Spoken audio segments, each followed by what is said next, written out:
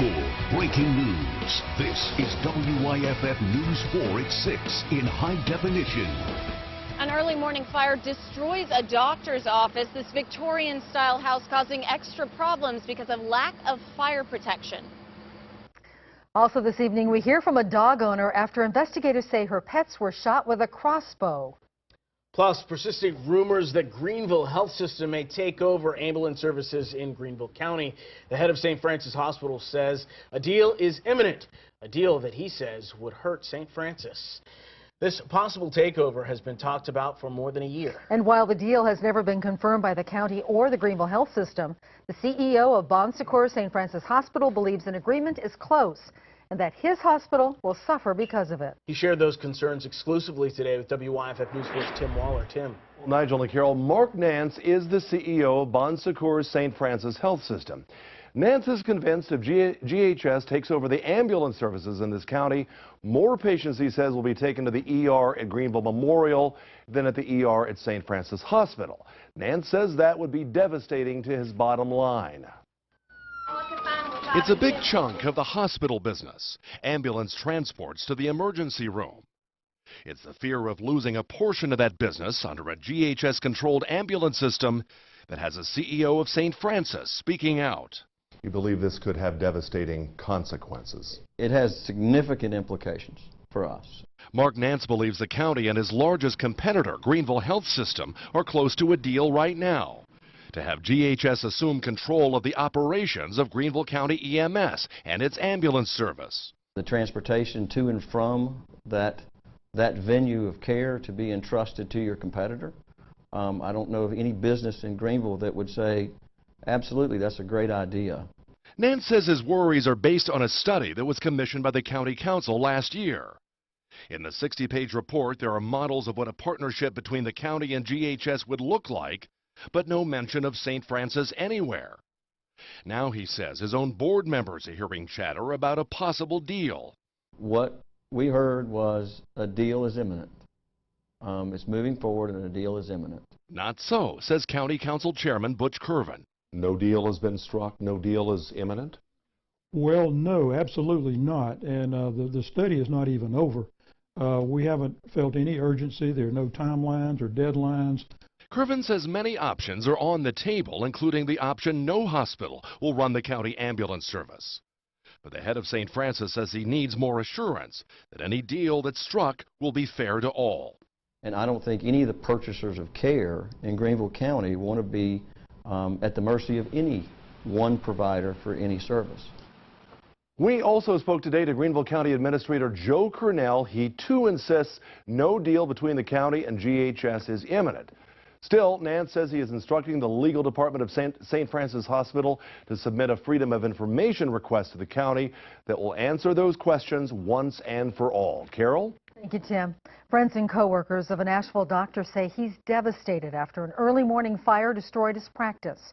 Neighbors called 911 after hearing and seeing fire at the Biltmore Family Practice.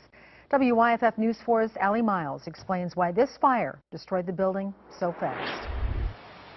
It was a fire that just would not go out. Crews worked for hours to stomp out and douse the flames at 1 St. Dunstan's Road.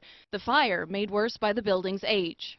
So when we arrived on the scene, even though it had only begun in the the single story, the bottom level, it did flourish to the top quickly, get in the ceiling and the roof and the attic. Cloak tells us one of the biggest issues with this house is it was built in 1922. Very little fire protection in this house, making it go up very quickly in flames.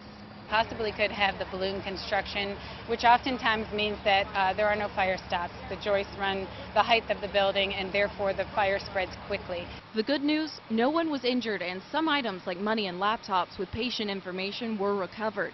Still, several people stopped by to offer love and support to the owner, Dr. Robert Anderson, and his staff. We live just about a block and a half that way, and my wife said she heard sirens. I didn't hear anything. Bruce Eichelheimer used to be a patient of Dr. Anderson's. He says it's not the only business in the Victorian-style house. There were actually, I think, 2 businesses in the building. There was the doctor's office downstairs, and I think his brother had a property management company on the top floor. Asheville firefighters are still unsure what started the fire in the first place. They are investigating. In Asheville, Allie Miles, WYFF News 4. Henderson County authorities tell us they're looking for a man who robbed a Tidal Max store. It happened around 9:30 this morning at Shockley Ferry Road. No one was hurt. Officials say the suspect was wearing a black T-shirt, khaki cargo shorts, sunglasses, and was carrying a black backpack. Investigators believe he had a handgun. Deputies say the man walked in and asked the clerk if the business gave loans for cars without a motor. When she said no, he pulled out a gun and demanded money. The Iva police chief stepped down this weekend. Tommy Miller resigned his job on Saturday. He was charged with criminal domestic violence and assault and battery last week. Warrants say Miller hit his 14-year-old son with a piece of wood a number of times and grabbed his wife and threw her. Captain Jason Hawkins has been named the interim chief. A Greenville man faces charges this afternoon after shooting someone in Kershaw County. James Davis was charged with assault and battery of a high and aggravated nature. The sheriff says Davis saw a pickup truck driving on land in Camden that he leases. That's when Davis allegedly fired several shots in the air as the truck was driving off the property. One shot went through the pickup's cab, injuring the person inside. Investigators are looking for the shooter who used arrows to kill 2 dogs.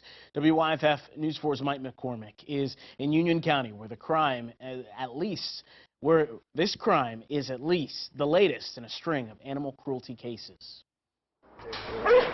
Matthew Price used to have 4 dogs. They are like family. He says a month ago, someone shot this dog's mother with a rifle right here in his yard. It is real hard because we had her for a long time. Now his neighbor down Old Buncombe Road here in Cross Keys is dealing with the same heartache. They were the sweetest dogs. They wouldn't hurt anybody in the world. Linda Burnett was too distraught to go on camera, but by phone, she told us about her Great Danes, Zane and Chance. Both were 8.5 years old. They're more than my children. I could have given birth to children that were not as close to them. They are such a part of my heart. Her husband found them dead in this secluded, fenced-in part of their property over the weekend. According to an incident report, one dog had an arrow stuck in its body. The other had an arrow wound in its neck. I'm sure, I have no doubt myself, that it is somebody that knows that the Danes were there. In recent weeks in Union County, a horse got shot and other farm animals were found dead. Plus, deputies said they had to put down a miniature pony because its owner dragged it behind his truck. And 2 dog owners reported that their pets were poisoned with antifreeze. I don't know what's wrong with them. I don't know why they had one of her animals. Anyone with information can call Crime Stoppers at 427-0800. Mike McCormick, WYFF News 4, Union County.